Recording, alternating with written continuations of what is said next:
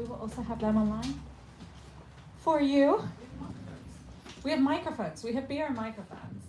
On a cold and windy Thursday evening in Edinburgh. Thank you for being here. I'm going to read a brief bio of Crystal, and then we're going to have a wee chat, and then you guys can ask your questions. I'm going to put this down because I don't really need them. And when I lose them later, someone tell me I put my glasses in the box of books. This was such an unexpected and brilliant whirlwind of a book.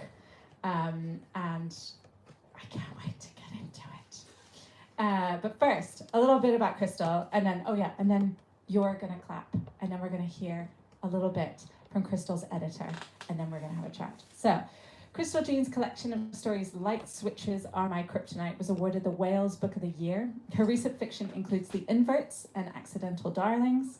Her debut short story collection, The Vegetarian Tigers of Paradise, was shortlisted for the Polari Prize, and she lives in Pontypridd.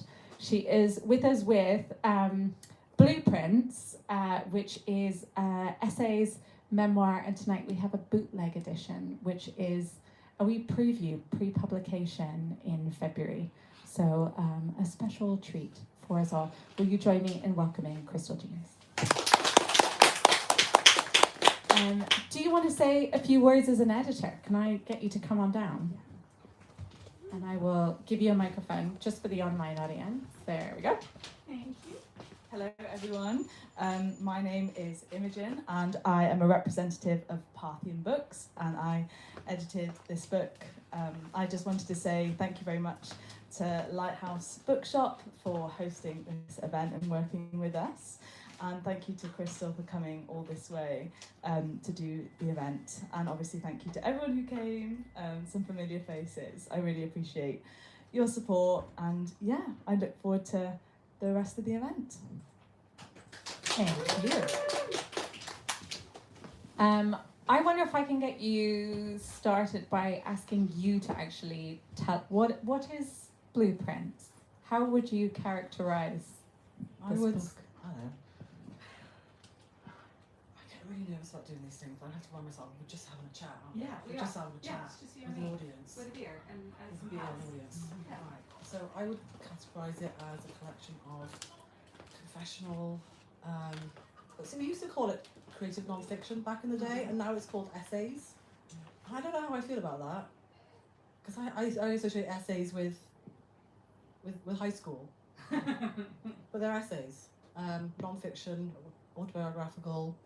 I wrote them. I started writing them about 2 or 3 years ago.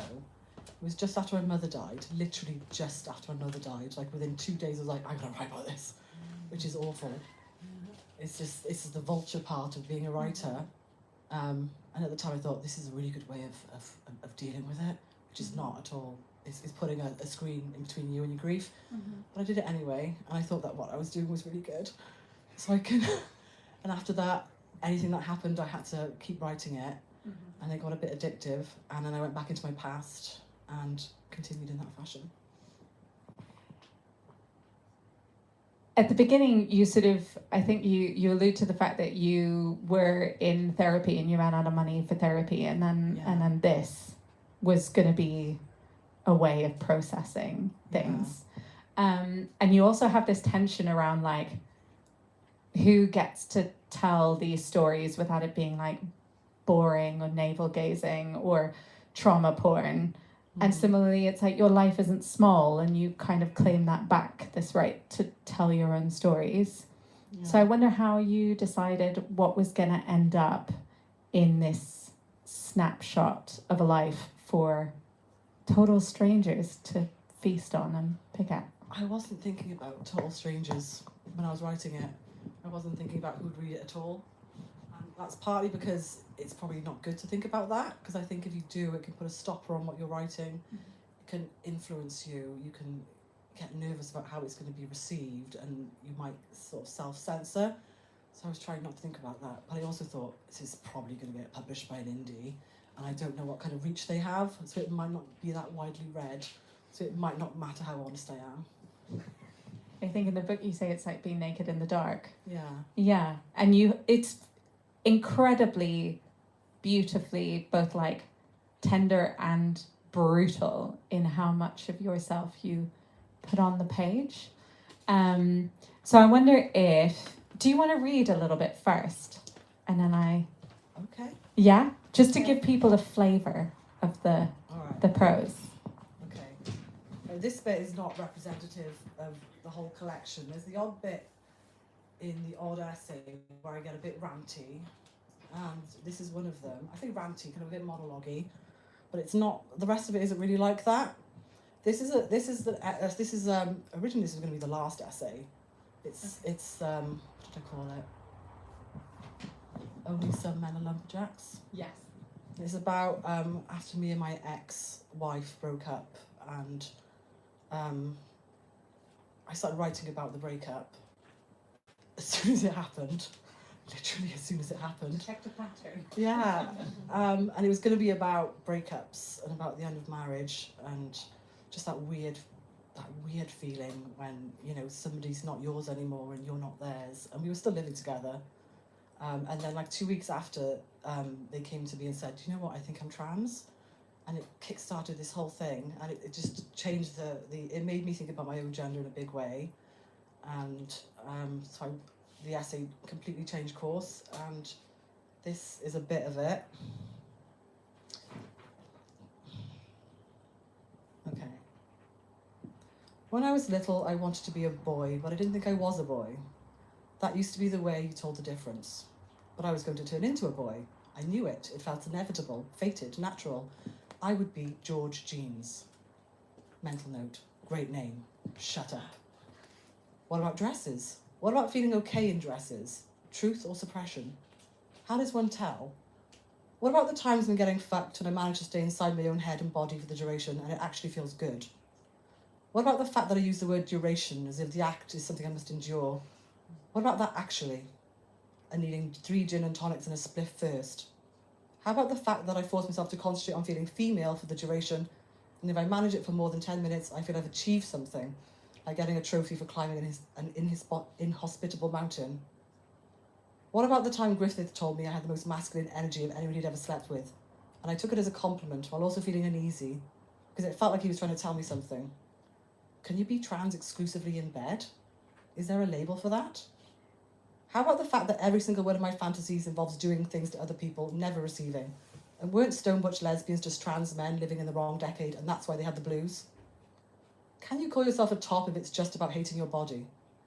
What about the fact that the very idea of lesbian sex gives me kicks? It feels naughty. Even now when we're allowed to marry and the BBC likes us. Two women fucking nice. And if I was indeed male, how could that be so? Isn't that just what a straight man would think? Nice.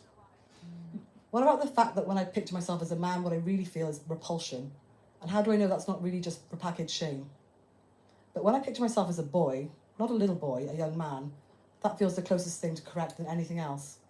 So have I been asking myself the wrong question all along? Was the word man blocking out the epiphanic Yeah. light? Did my male self stop aging when I started wearing dresses? Is my male self in arrested development? Am I Peter Pan inside an older Wendy's body? What about the fact that I have such an unhealthy relationship with my vagina that I superstitiously fear that I'm going to end up dying of cervical cancer? And in fact, a smear did once show up precancerous cells, and it felt like my vagina was punishing me for all the years of dissociation. What about the fact that menstruation doesn't make me feel dysphoric? How come I keep crying every time I think about the trans youth? And why only the youth? What about the fact that I also find myself crying over Matthew Perry, and he wasn't even my favourite friend? Am I simply getting good at crying? Is it a dead mum thing? Is all this a dead mum thing? An end of marriage thing? Maybe what I'm really suppressing is grief, which I'm good at. Maybe I'm having a competitive trans-off with my ex. What about the fact that I only appreciate my breasts and arse when imagining them on somebody else? And when I go about my day-to-day business, I pretend they don't exist. And when I pass by reflective glass in shop windows and see myself, it's jarring, because I forget what I'm like on the outside. Maybe I can't trust what I'm thinking right now, because my brain is busy twisting threads into new narratives. What about the fact that most women hate their bodies? What about the fact that gender is a construct and everyone performs it to some extent? What about Judith Butler? Does anyone actually understand Judith Butler? Does Judith Butler understand Judith Butler? How about Foucault? How about Foucault? Has acquiring understanding of gender as a construct only served to delay the inevitable? What about feeling more myself since I cut off my hair? Because of fucking hair? Why, Judith? Why? What about the fact that since ditching the dresses, I have felt more comfortable in my own skin and I haven't craved opiates? Has gender suppression been the root of my drug lust all along? Or is this the little addict gremlin on my shoulder, whispering lies into my ear to get me to drop my guard? But doesn't the penis thing feel more... I don't know. How about the fact that many cis lesbians share my experiences, especially the penis envy? But doesn't the penis thing feel more pathological in my case? Or maybe lesbians just don't talk about it enough. Am I non-binary? Why can't I get on board with non-binary? What is my problem with non-binary? Because I associate it with straight-edge middle-class youths with stupid haircuts? An older person being annoyed by the young. How original. How about the fact that I was also jealous of Griffith when he came out? And I said and I did all the right things and donated to his crowdfunder for top surgery. But every time a post of him living his best self came up on my Facebook timeline, I'd roll my eyes, thought scolding myself, worried I was getting turfy with age. What about feeling male but not a man? Is that a thing? Am I limiting myself by thinking about one kind of man? Big beard, hands as big as spades, voice like a coal shed. A lumberjack, basically. But only some men are lumberjacks.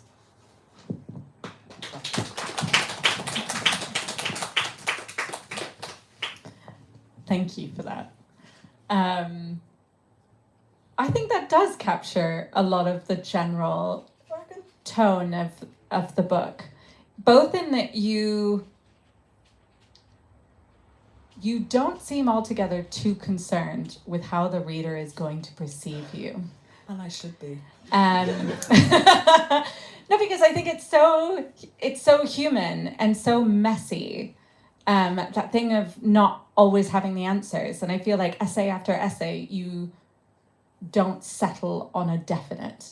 Gender doesn't have to be this one thing. Or trauma. You have this like very messy relationship with trauma, what trauma is, or with addiction, or with love, or with, and they don't have to take any one shape. That particular section comes after you being pretty salty with your ex about coming out.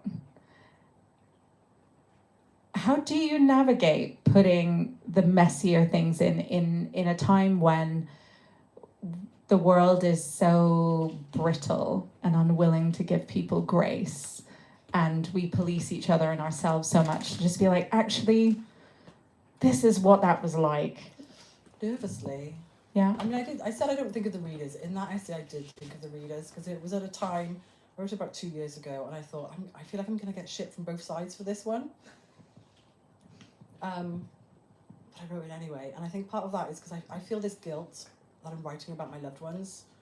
I'm writing about my mum dying. I don't know how she would have felt about that. I'm writing about I know how my ex felt about that because they read it and they were fine with it. But there's still this guilt. And I feel Were they surprised? Did you tell them before you wrote it in there that that's how you had received their news? No, they weren't surprised. Okay. And it's not they, it's she. Yeah, right. She did say a few weeks afterwards that she wasn't trans, and she sort of ran into my house wearing a dress, being like, "Oh, I'm back."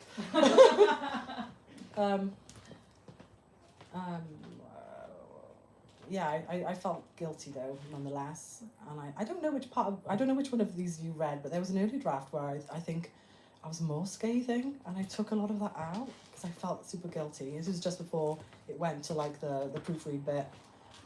So I think showing my own bitchy side is a way of kind of readdressing the balance. Mm-hmm. Like, it's almost like a little bit of a penance. Like, I will show my cunty side and risk being told off or more. But it's not insensitive. And I think in the ways that we all grapple with those things, there's a similar element in the way you talk about fat and bodies, in where you are talking about, well, what's the point of body positivity if we all still feel like shit? Yeah. So let's hope it's better for the next generation.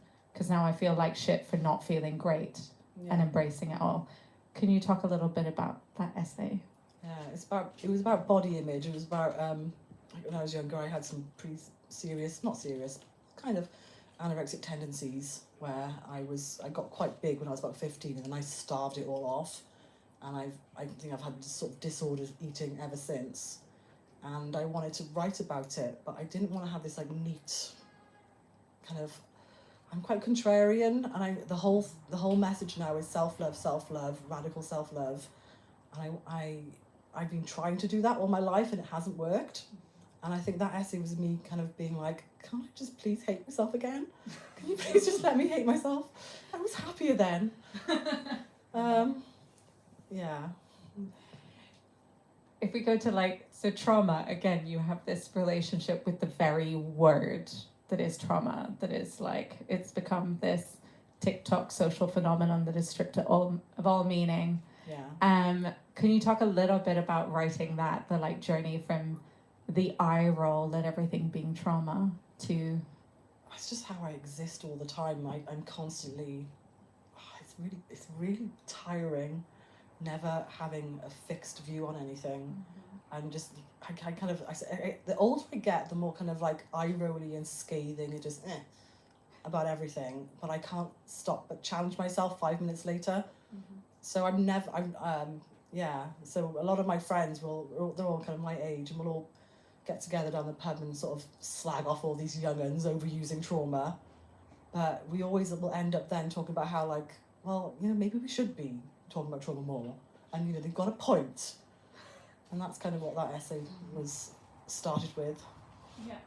That sort of begrudging acceptance of actually it really is pretty fucked. And people go through some real shit. But you've got to think about it. You've got to really sit there and intellectualize it. Because my instinct is just, I think it's just getting older. I think I'm just getting more intolerant. And that's just, I'm trying to fight that. I'm really trying. Do you think there's also an element of, you sort of grapple in the book with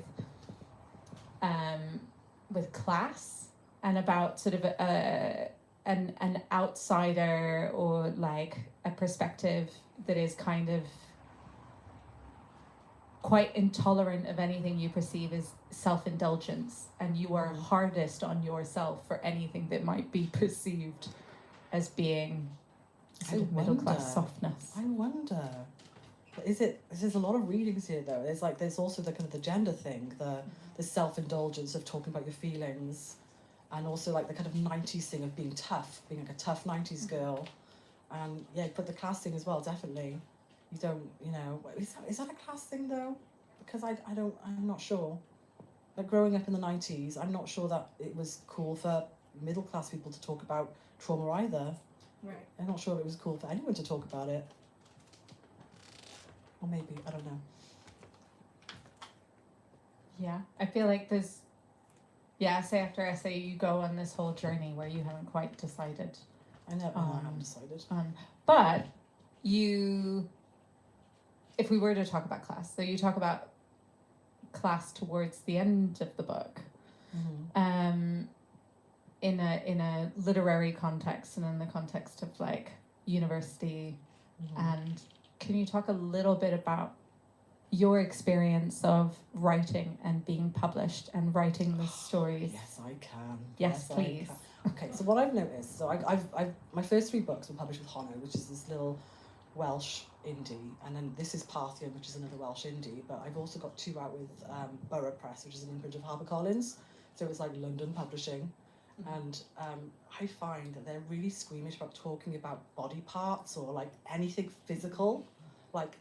I had the book The Inverts, the first draft there was characters vomiting and having diarrhea. I had to take all that out.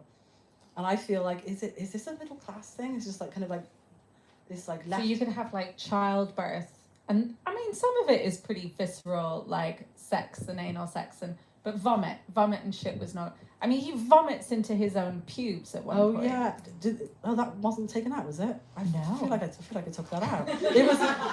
It was worse than that. It was worse than that before. And there's a bit where just the female character farts. And it doesn't contribute towards the narrative at all. It's just there, and it doesn't really fit either. And I think I was just feeling quite kind of women fart, you know, posh women fart. So I kept it in there just as like a kind of a political reason. I'm not usually think about politics when writing, but in that way I was this kind of little rebellion against these women who are working in publishing who are just a bit kind of squeamish about anything, and it pisses me off. I feel like, I mean, I grew up reading like Irving Welsh's books, and they were disgusting. I'm not saying I want all books to be like Irving Welsh's books again, but I want to be able to talk about body parts again. I mean, you do talk about body parts, Yeah. and you quite a lot in this one. In this one. The squelch scene. Oh yeah. Could you share a little bit about writing the sex that's in this, which isn't fictional? No. Yeah, that was a weird one. I was feeling brave at that time. I don't know what was going through my. I mean, even though I've kind of made it chronological, but it's not all written chronologically. Okay. So that was written after my breakup, and I think I was just really horny. So I just really in the mood to write about sex, but I wanted to do it honestly. But it's not my nature to write about my own sex at all. I will write about sex very honestly and often crudely, but not about my own ever. I've never done that, and it felt like a really brave thing to do as well, and it kind of was. But I don't feel regretful. I think I've said worse than that in there. A few sex scenes. I feel like there's something very both like liberated in the sense of like, well, fuck you, here it is, and also simultaneously very self-aware of like, fuck, this is so. I think you literally go like, this is really embarrassing. I can't believe I'm right. It's like I can't stop myself. Yeah, It's got to come out. But you have to remember as well, I'm still assuming that not many people are going to read it. I think if I was like if I was a big name, I'm not sure if I would be doing this. do you think there's a slightly perverse thing you're doing to yourself there of you've put this out into the world and your career shoots off? I mean, you've got books from HarperCollins. You have a stack of books. It's an objectively successful writing career. But yeah, maybe, you know, when they're writing, they won't have to look far when they're writing their biographies of you. No. About your. I did think that. I did think, what if this is the one that makes it, and how embarrassing that would be. But also brilliant, because I'm proud of what I did, but yeah, it's a bit much. It's very on the page. It's great. It's great. Mm-hmm.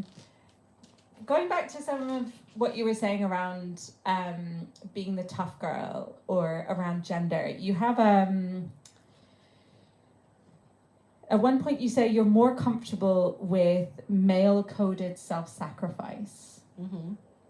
And I wonder if you can talk a little bit about the relationships you have in the book and the way you sort of navigate forgiveness, both towards yourself and towards the other people in your life and the choices they make. I think that's just a part of getting older. Yeah.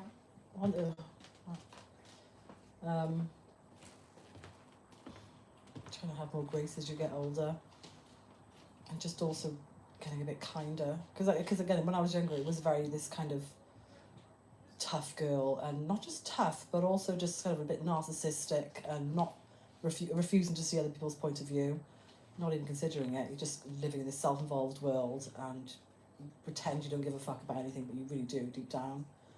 And I've gotten older and I've kind of softened, and I think part of that is having kids. Also, again, just getting older, because people tend to get nicer as they get older. Actually, it can go the opposite sometimes, can't it? It can go the opposite. But the people in my life, they have tended to become more kinder and nicer as they've gotten older. And I've tried to express that in my writing as well. But I think there's an ego element to that as well. Like, look how magnanimous I am. Look how femme-minded I am. Like, yeah. I mean, No, I've told you all, so. There's a lot of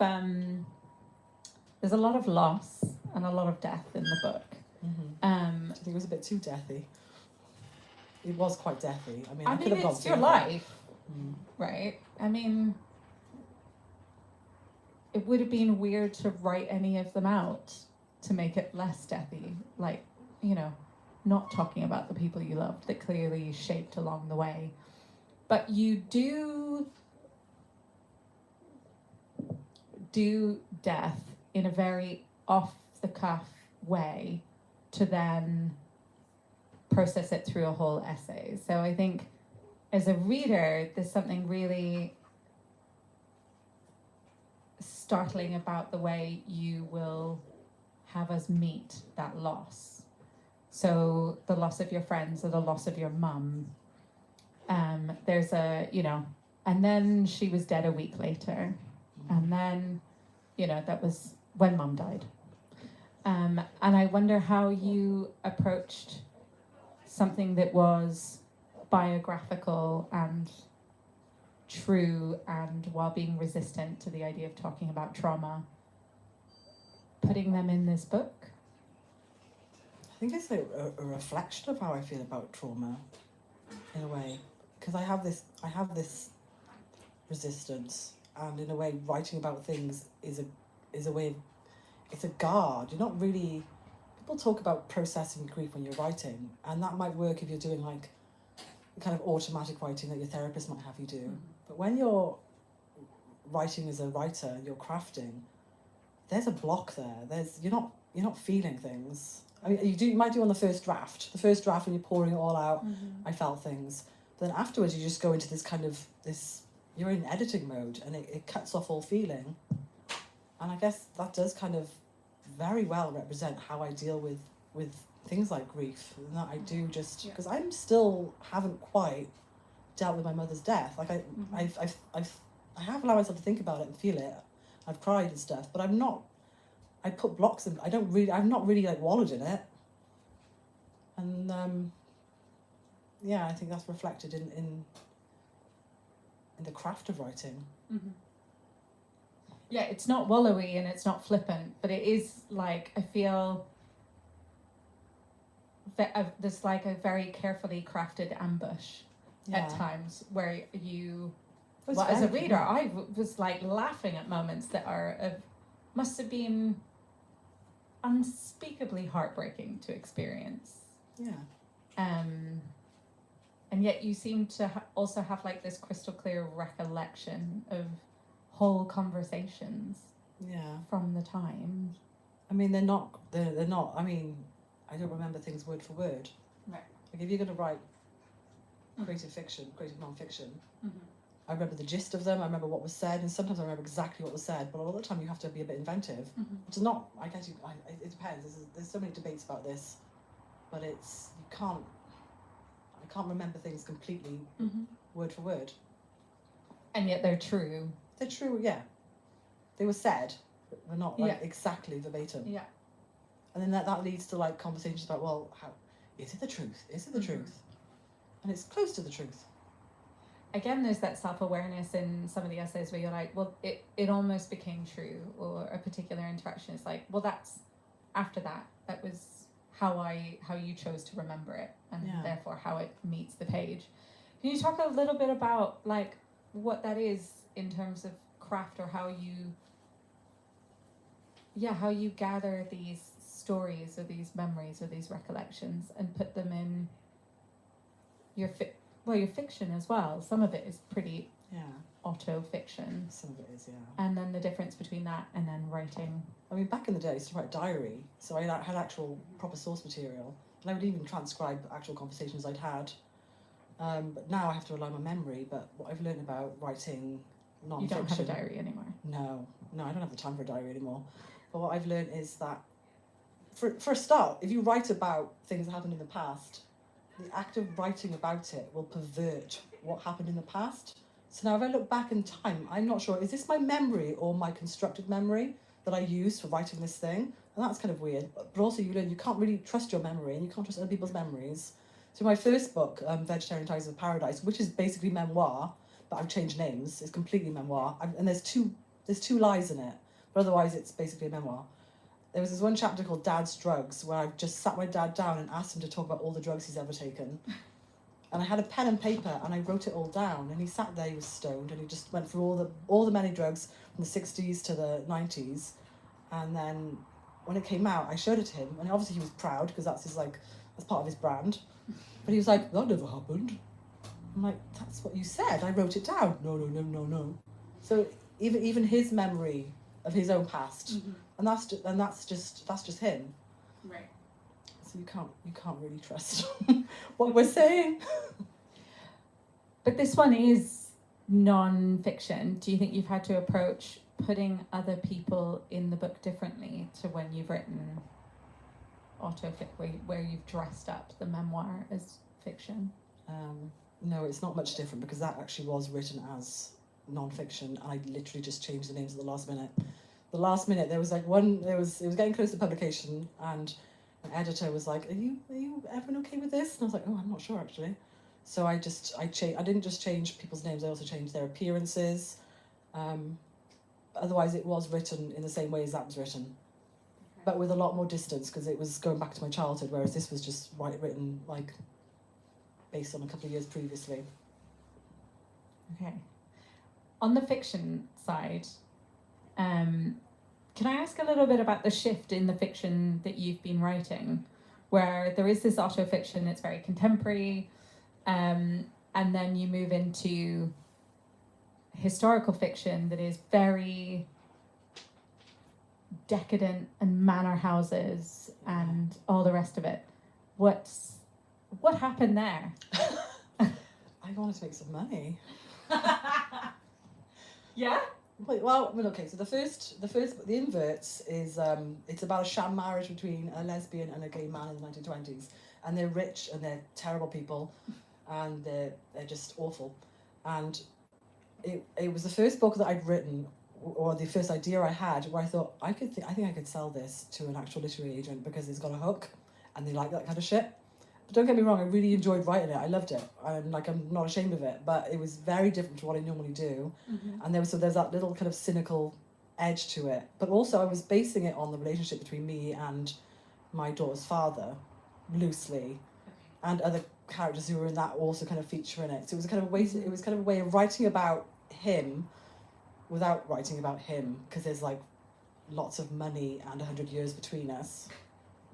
But I remember at the time feeling like a bit of a class traitor, because I'm like poor as shit, and I'm writing about these really posh people, and I also at the time did a lot of research about kind of queer people in the 1920s, and what you'll find is a lot of them are really wealthy, because lesbian bakers weren't writing memoirs that have been left to posterity. It's all Anne Lister and Radcliffe Hall and all these other people, and so that was my source material, these rich, wanky people. But also, I feel like what I was writing there was quite camp and over the top, and I feel like that lends itself better to having really posh characters. I don't know if that's true, but it felt that way. It worked. And was it then the success of that? I don't know if it was successful. It got published. It got published. I mean, you did get thwarted by a pandemic. Yeah. I feel like if it had come out any other year than 2020. And the cover's awesome as well. It's a great cover. The cover's awesome. It's brilliant. You kind of grapple with that a little bit towards the end of this book. This thing of like, you've written these books that you are proud of, that are brilliant, and you're like, but if I want them to be a literary success, I will need to, you say like strip out all the humor. Yeah. You have like a shopping list of things that you could do to your exquisite books that would make them so much over the years. Sell better. Yeah, because I think when it comes to publishing, I mean, obviously if you're writing genre, something commercial, it's different. But if you're writing literary stuff, you get success by, I don't know, maybe like hustling really hard, which I'm incapable of doing, or by word of mouth, or by prizes. That's the big one, is prizes, the Booker Prize, And if you look at all the Booker Prizes, like not many of them have books with any humour in them. So I have considered in the past just writing a book and being true to myself, and at the last minute just cutting out like 80% of the humour.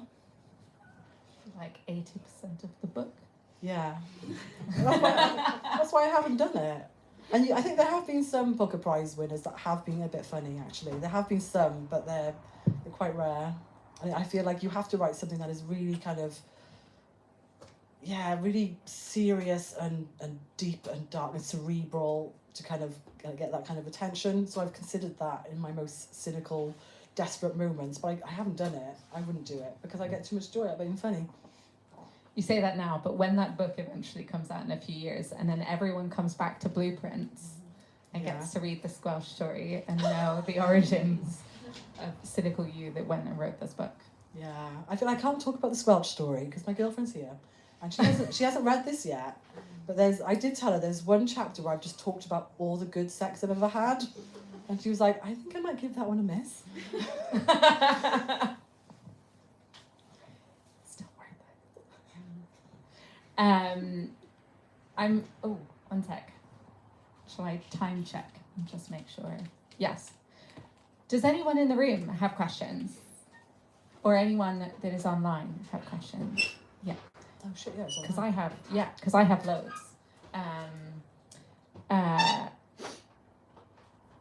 I want to.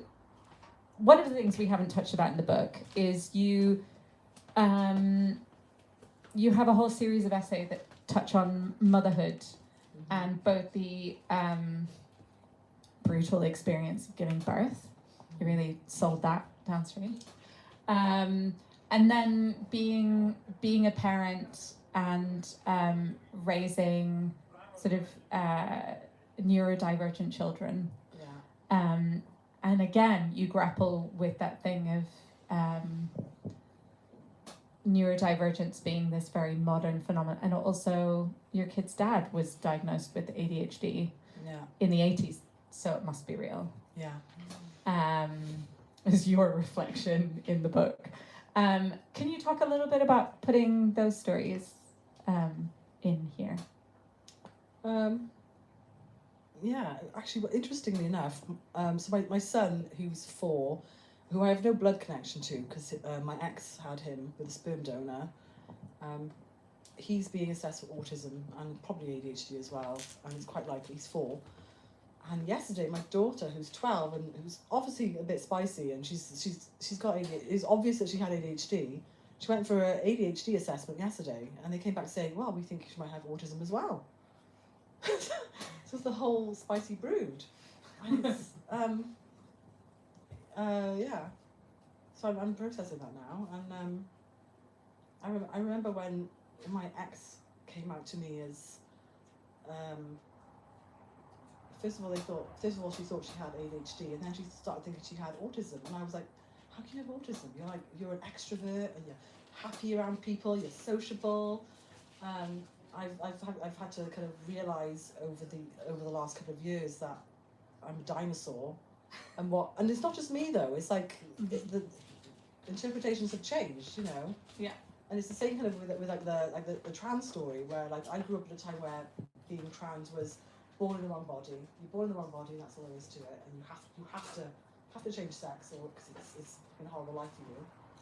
And then suddenly it changed to no, that's not what it means anymore. It means it's like this umbrella term that it kind of applied to a lot of things. If you don't quite fit to the right gender, and you're not conforming to binary gender roles, then you're trans.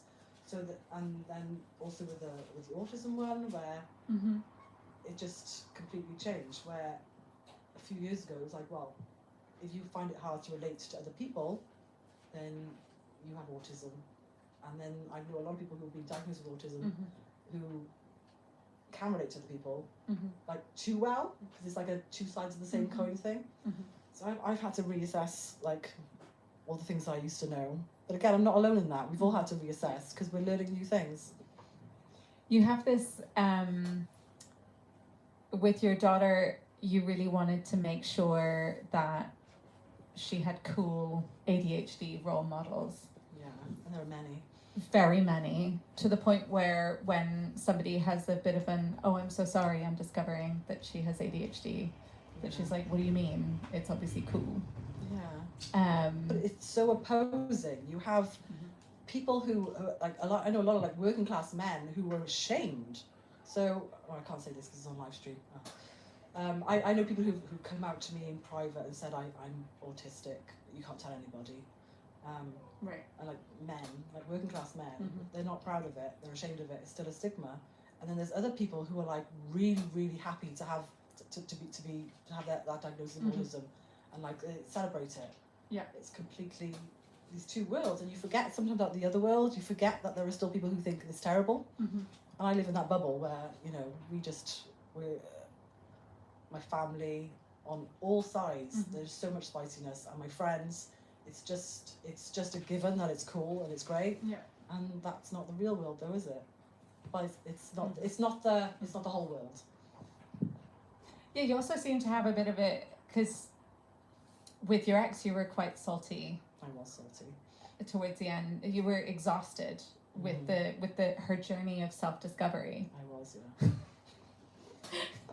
And then for your kids, you create this space of like, It's 'cause you I can be had to your learn a whole. lot. I had to learn a lot.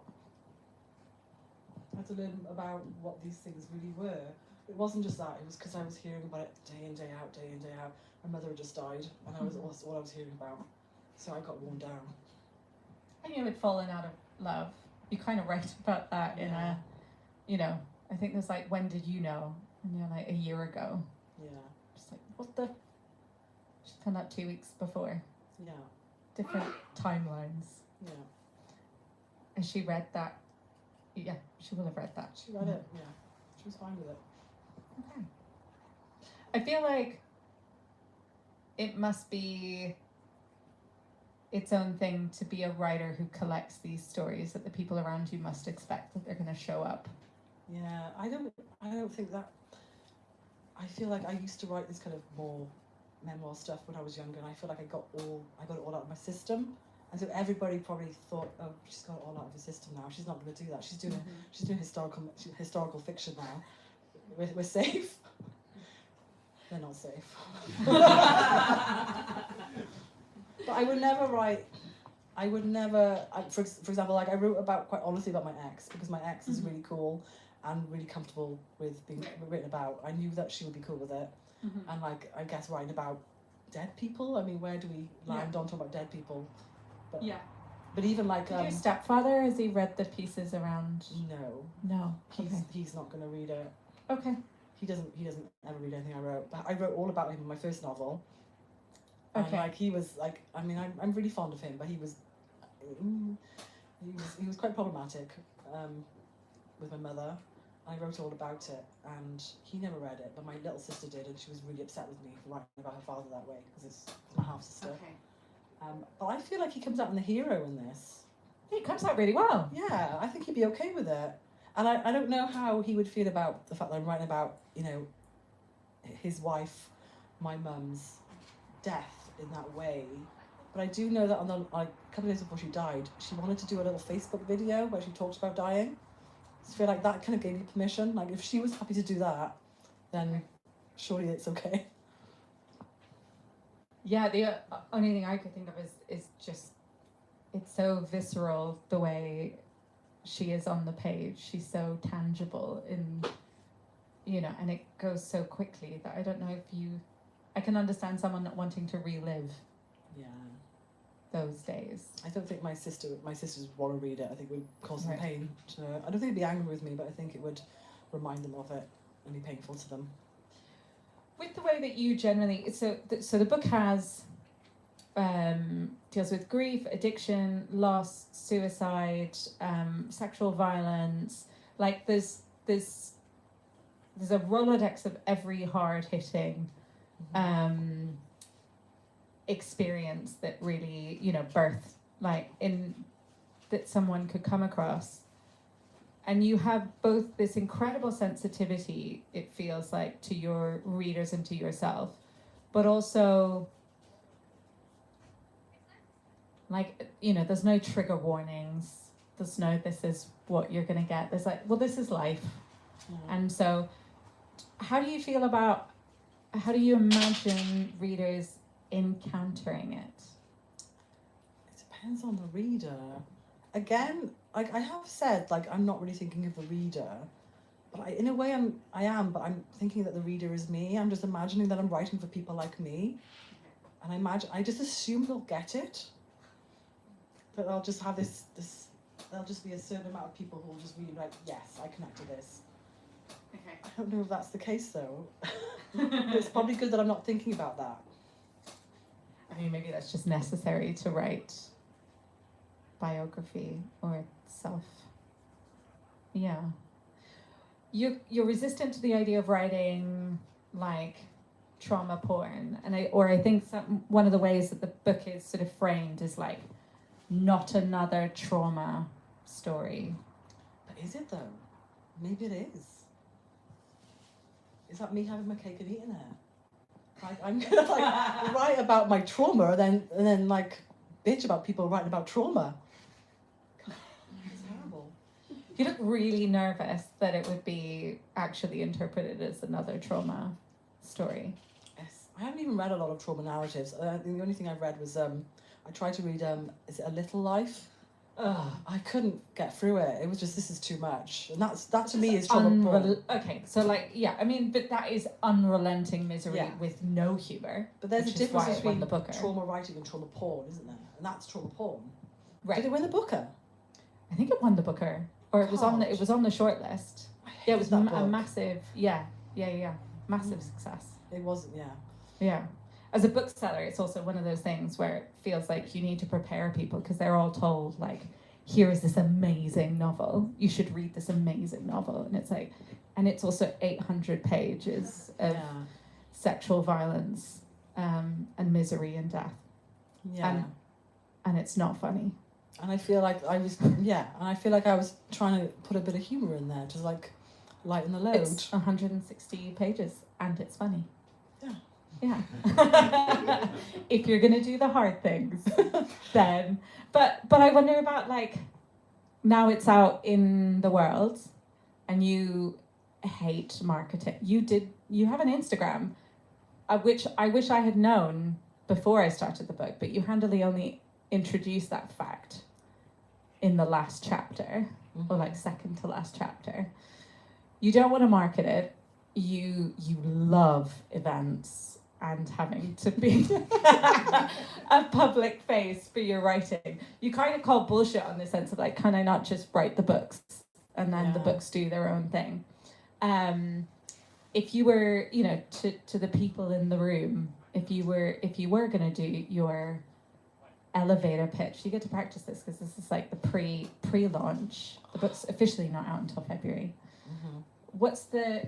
What is your elevator pitch to close us out for like this not a trauma book? I think like my unique selling point is honesty, close to honesty.